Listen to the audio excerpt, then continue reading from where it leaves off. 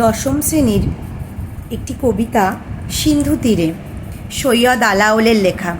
আজকে আমি এই কবিতার সারমর্ম, বিষয় সংক্ষেপ এবং সমস্ত কিছু তোমাদের খুব ডিটেলসে বলবো।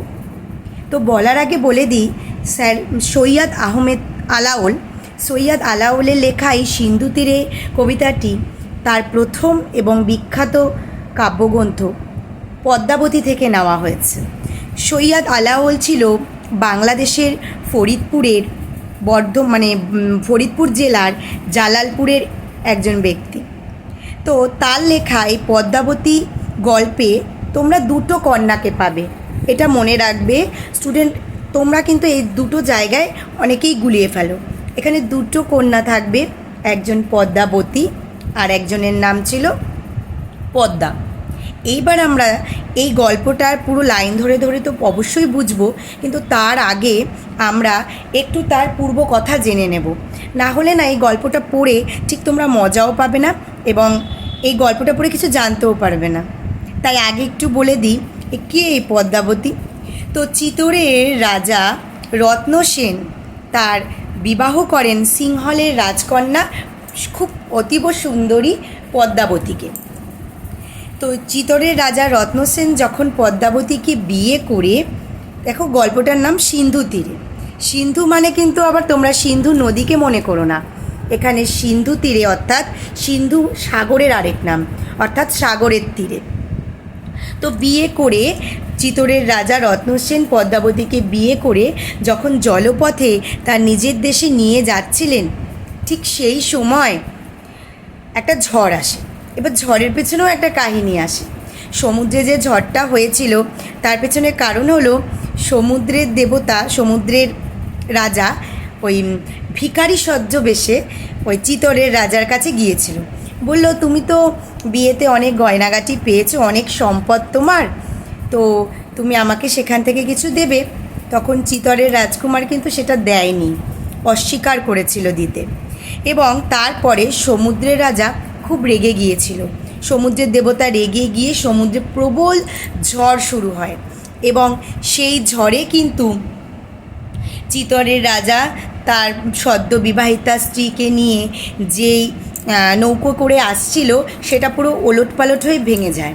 এবং দুর্যোগ দেখতে পেয়ে চিতোরের রাজা রত্নসেন তার স্ত্রী পদ্মাবতী এবং তার 4 সখীকে একটি ভেলার ওপর তুলে দিয়েছিলেন এবং সেই ভেলা ভাসতে ভাসতে একদিকে চলে যায় এবং চিতোরের রাজা একটা কাঠের পাটাতনের ওপর বসেছিলেন এবং সেটাও অন্যদিকে চলে যায়, তারা সম্পূর্ণ আলাদা হয়ে যায়। এবার তার পরের থেকে আমি গল্পটা লাইন ধরে ধরে বোঝাচ্ছি। কন্যারে ফেলিল যথা জলের মাঝারে তথা দিব্যপুরী সমুদ্র মাঝার। অর্থাৎ কন্যা জলের মাঝখানে, একেবারে সমুদ্রের মাঝখানে পড়ে গেল। অতি মনোহর দেশ নাহি তথা দুঃখ ক্লেশ সত্য ধর্ম সদা সদাচার। সমুদ্র নিপতি সুতা পদ্মা নামে গুণজুতা সিন্ধু তীরে দেখি দিব্যস্থান।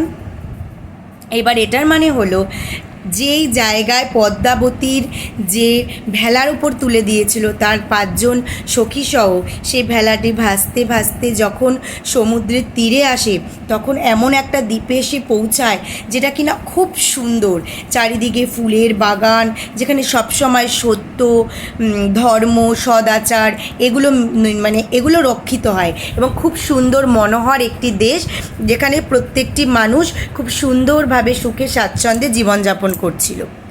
সেখানেই সমুদ্র নিপতি সুতা অর্থাৎ সমুদ্র রাজের কন্যা পদ্মা সেখানে সিন্ধু তীরে বসবাস করত। উত্তরে পর্বত এক ফল ফুলে অতিরেক সিন্ধু তীরে দেখি দিব্যস্থান। সে সিন্ধু নদের তীরে দেখে একটা খুব সুন্দর দ্বীপ, যেই দ্বীপে কিনা সমুদ্র নিপতি সুতা অর্থাৎ পদ্মা থাকে। সেই জায়গাটি বিশাল বড় পর্বত, ফল ফুলে ভর্তি, একেবারে যেন চারিদিকে উদ্যান হয়ে রয়েছে, অর্থাৎ ফুলের বাগান রচিত হয়েছে। তার পাশে রচিল উদ্যান মানে ফুলের বাগান। নানা পুষ্প মনোহর সুগন্ধি সৌরভতর নানা ফল বৃক্ষ সুলক্ষণ। চারিদিকে খুব সুন্দর ফুলের গন্ধে সৌরভিত হয়ে রয়েছে। এবং শুধু ফুল নয়, চারিদিকে প্রচুর ফলের গাছ। তাহাতে বিচিত্র টঙ্গী হেমরত্নে নানা রঙ্গী তথা কন্যা থাকে সর্বক্ষণ। অর্থাৎ সমুদ্রের কন্যা পদ্মা, ওটা আগের যার কথা বলছিলাম যে ভেলায় আসছিল, সে কিন্তু পদ্মাবতী ছিল। আর সে কিন্তু অচৈতন্য অবস্থায় ভেলায় করে ভাসতে ভাসতে চলে আসে। আর এখন আমি যার কথা বলছি সে কিন্তু পদ্মা, এ সমুদ্রের কন্যা। সেই সমুদ্রের কন্যা সারাক্ষণ হেমরত্ন অর্থাৎ সোনার গয়না টয়না পরে খুব সুন্দর সেজে গুজে ওখানে থাকতো। পিতৃপুরে ছিল নিশি নানা সুখে খেলি হাসি যদি হইল সময় প্রত্যুষ। সে তার বাবার স্থানে, পিতৃস্থানে খুব সুন্দর দিবানিশি হাসতে খেলতে তার দিন কেটে যেত। যখন সকালবেলা হলো, সখীগণ করি সঙ্গে আসিত উদ্যান রঙ্গে সিন্ধু তীরে রয়েছে মাঞ্জস। তারপরে সে যখন পদ্মা তার সখীদের নিয়ে সিন্ধু তীরে অর্থাৎ সমুদ্রের তীরে সকালবেলা আসে, তখন সে দেখতে পায় সিন্ধু তীরে পড়ে আছে একটি মাঞ্জস অর্থাৎ ভেলা। মনেতে কৌতুকবাসী তুরিত গমনে আসি, দেখে চারি সখী চারি ভীত। অর্থাৎ সে মনের মধ্যে একটা কৌতুক জন্মায়, কি হলো, একটা ভেলা কোথা থেকে আসলো।